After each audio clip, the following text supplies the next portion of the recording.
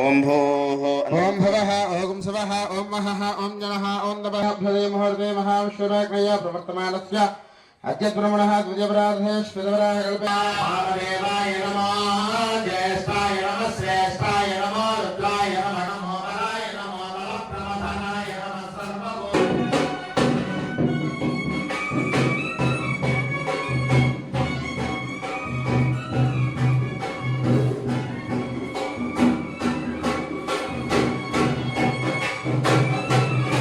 वर्तमान व्यावहारिक चांद्रमाने उत्तरायणे माघमासे त्रयोदश्योपरिचतुर्दश्यां शुभवासरे शून्यवासरे नक्षत्रे शुभकरण विशेषण